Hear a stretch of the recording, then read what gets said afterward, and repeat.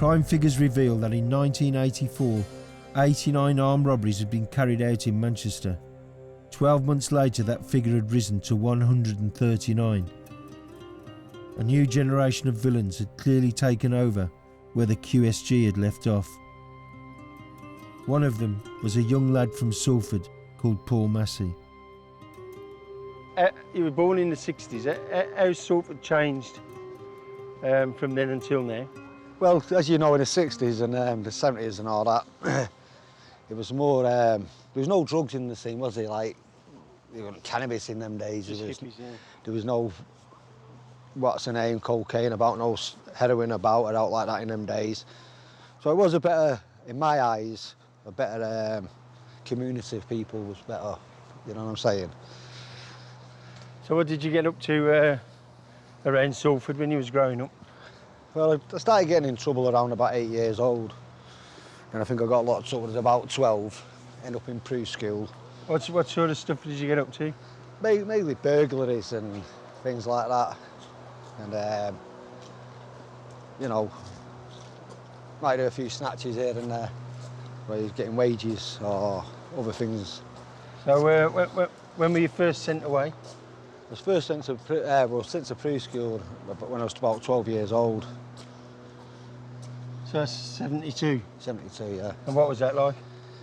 Well, it was pretty rough, to be truthful with you, because they was pretty violent towards you, the staff in the in preschools in them days.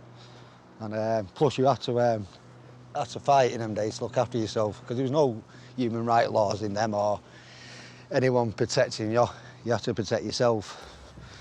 So do you think approved school was a mistake? Yeah, I think what they should have really done is tried a method of rehabilitating me or prevention, which I was never given any of that.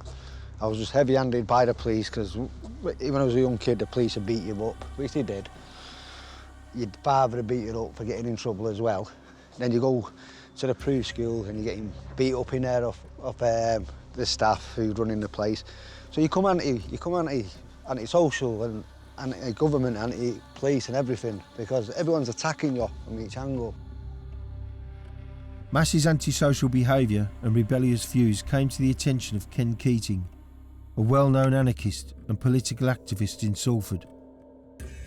Ken died in 2010, but his son Sean agreed to talk to me. You know, it's no secret that they said Paul Massey was Mr. Big, and Ken Keating was like using, it's like as his political aim was to bring down the council. Well, yeah, that's what they said. They said that, you know, Paul was the Mr. Big, the youth of Salford were the foot soldiers, and Ken Keating was this Machiavellian guy who was like politicising the youth of Salford. Because your dad believed that the chief of police at the time had declared war on the Salford youth, didn't he? He did declare war on Salford youth. I was there, I was at that meeting, and Inspector Jim Tumner stood up and he pointed right out to everybody that was in that audience, and he went, "I'm telling you now, you will not win. GMP is declaring war on you scum."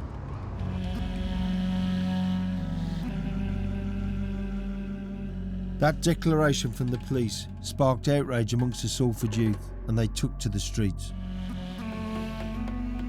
It's like a pressure cooker. It can only take so much before it explodes, like the riots did. And when I pulled up, I just seen loads of police jumping out of vans, basically chasing people about, provoking people, who's poking people. I've seen it with my own eyes.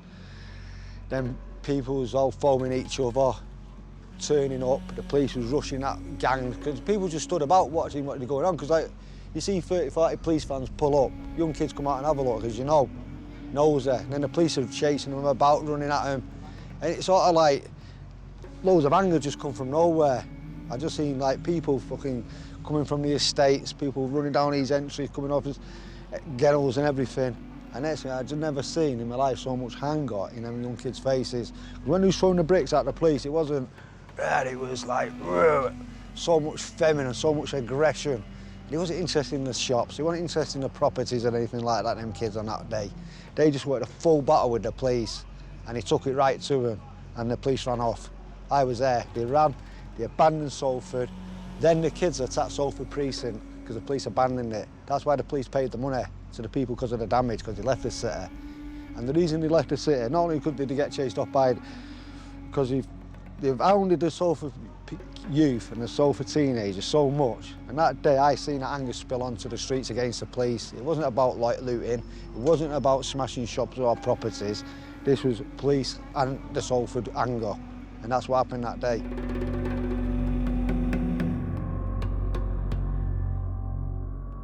The Dole got burnt down, the rent offices got burnt down.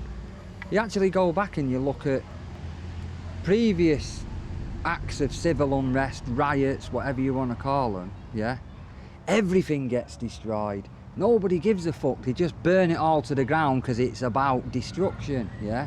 In 1992, yeah, Carpet World was targeted because Carpet World, right, had brought a policy in where they were charging residents of Odsall and Salford precinct £1 a floor. Because there's a lot of high-rise flats, they thought we can nick an extra £1 note off here, off all the residents by charging them £1 a floor extra, and that was just to get somebody to measure your carpet, right?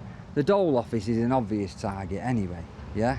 The rent office was an obvious target because people believed that the actual records of who owed rent was in there. As it turns out, it wasn't. It was right at the town hall, but, you know.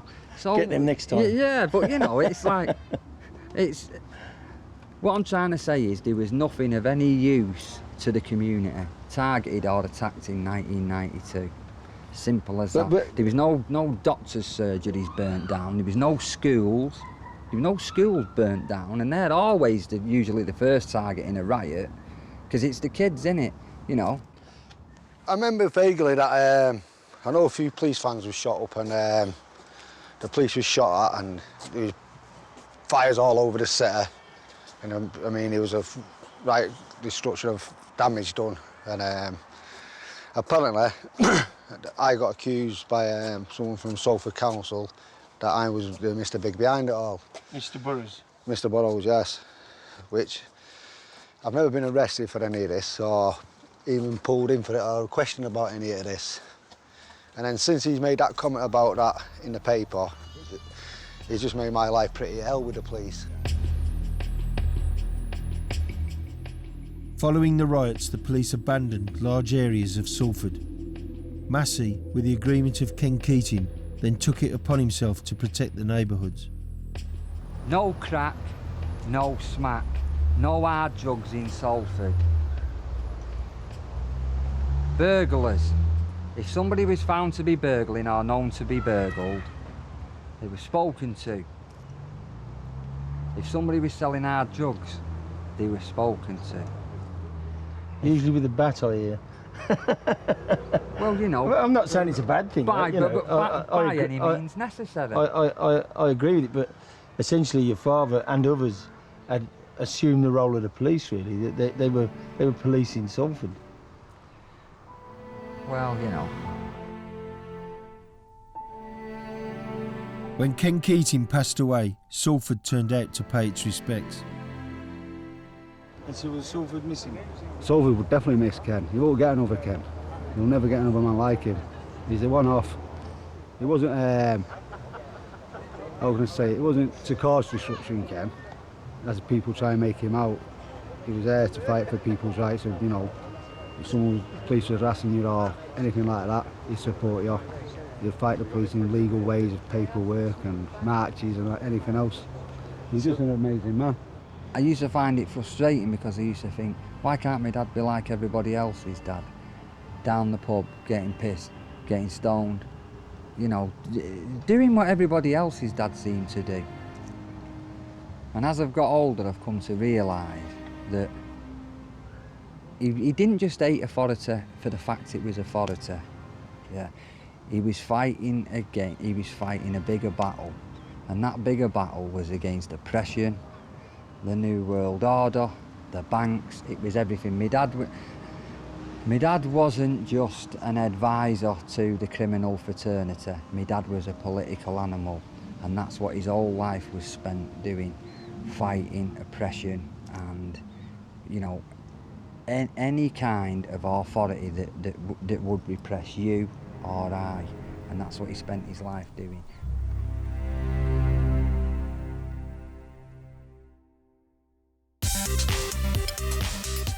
In the early 90s, Manchester's emerging music scene meant that it had some of the most popular clubs in the country. Venues such as the Hacienda were meeting the insatiable demand for both dance music and ecstasy, and club owners were hiring the hardest men that they could find to try and keep control of the lucrative market. Okay, the apartment block across the street bears no resemblance to the world famous nightclub that once stood there. That was the scene of the Hacienda, which was probably one of the most famous nightclubs in Europe at the time because of the rave scene, you know, bands like the Stone Roses, and that all started their careers there. But unfortunately, where there's money to be made, you'll find villains, and where you find villains, you'll find violence. And the Hacienda was the scene, or the cause, of what became known as the Door Wars in Manchester. And what happened in the Door Wars? Exactly what it says on the tin, really. You know, various criminal gangs from Cheetham Hill, Salford, Whalley Range, other areas of Manchester, knew there was a lot of money to be made in that club. And so they were all vying to take the door over so they could control the lucrative drugs market. The Salford lads was known for selling the ecstasy at the time, because they used to sell the E's in there. And the police used to say it was me. It wasn't me at all. It was people doing their own thing. But just because they'd seen near me, they started saying it's me as well. But it wasn't me. I had nothing to do with it. When we was younger and all that, we all like a fight, but we only fought with people who wanted to fight. We didn't go like beat people up for no reason. We wouldn't do anything like that. It's like you go to town or you go about wherever and it's gangs out. You know when you want to fight and you don't. We have a good fight and tear up. But as the years went on, there was more people from Salford hitting the town, more gangs from Salford hitting the town, more gangs from Massey, more gangs from Cheetham Hill hitting the town. So it was coming like a bit of a gang culture, Manchester town centre in the 80s and 90s, where you had to be firmed up to survive in there. But the only thing with the Salford boys, what I will give them, they always stuck together. When there was a problem, you fought one, you had to fight them all. So it was a very powerful firm at the time in the 80s and 90s where they just weren't backing away from anybody. But they wouldn't cause problems unless it come at them. Pitched battles were fought and won by Massey and his firm, the Salford lads, as they sought to gain control of pub and club security contracts. On one occasion, the Salford firm met in a club with the Cheetham Hill firm. Both were heavily armed and ready for what could have been one of the bloodiest and most brutal encounters in British gang history. What happened was there was a fight in a club in Manchester with one of the black lads from Cheetham Hill and a Salford lad. Anyway, they had a one-to-one the next day, and the black man from Cheetham Hill had ears bit off him, bits bit off him here and there. Then it was all over. That was to stop the Salford and Cheetham Hill falling out, because I know the older Cheetham Hill boys. But then another incident happened 2 weeks later at that. And then we tried to arrange a fight with the kids from Cheetham Hill, with the kids from Salford, and they weren't having it. So if you want it, it's going to have to be guns. So we was in the club, and I think it was Saturday night in the conspiracy, and then I seen about 60, 70 men walk in with long macs on them, vest and whatever, ballys and everything they had on.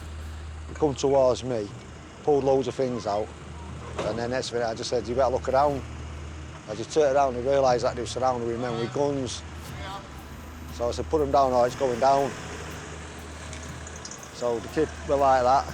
I went like that to the Salford lads, and then eventually we shook hands and we sorted it out without it going to a proper serious war with Cheetham Hill.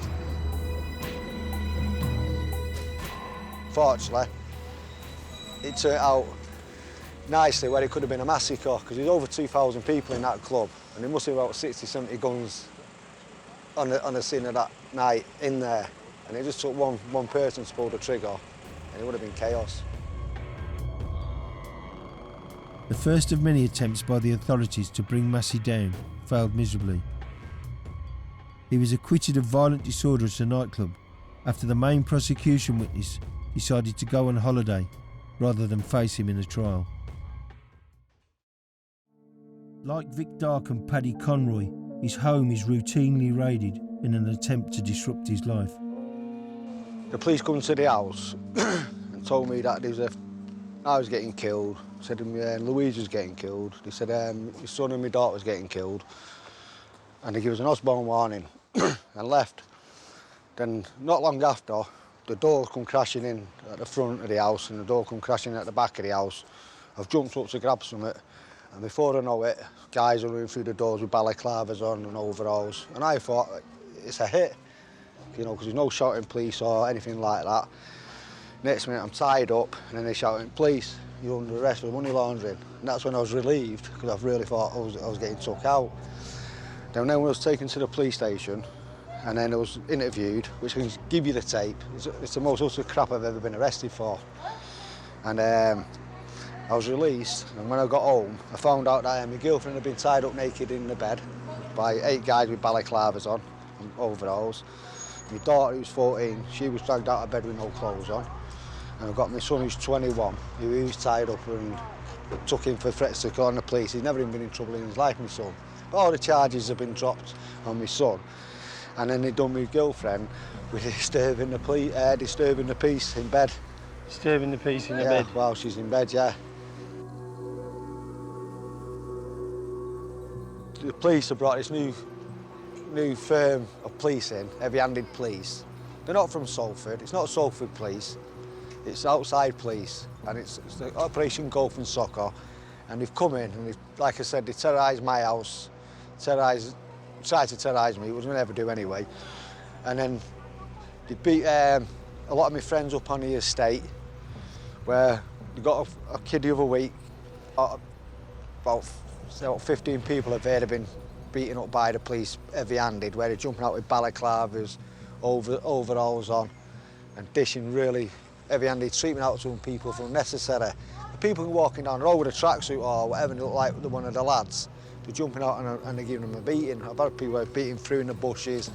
They got the kid the other week where they smashed him all over, saying we're the new gangsters around here now and all this crap. Now, I thought these are supposed to be police officers. Now, you're going to bring police officers into Salford, heavy-handed and heavy tactic like that, you're going to lose the respect that they've got. They haven't got much anyway. You understand? They haven't got much respect around here, especially in Salford. And they need to report these officers that are being heavy-handed, the straight officers, and flush them out. Then you might get the respect back from the people of Salford. Because we all accept from Salford that if we go out and commit a crime and we get arrested, we'll accept it and go to jail and face the consequences. There's no issue with that. But the way the police are behaving at the moment, I've never seen it in my lifetime. Even in the 80s, when there was no human rights or anything, I've never seen police tactics like today.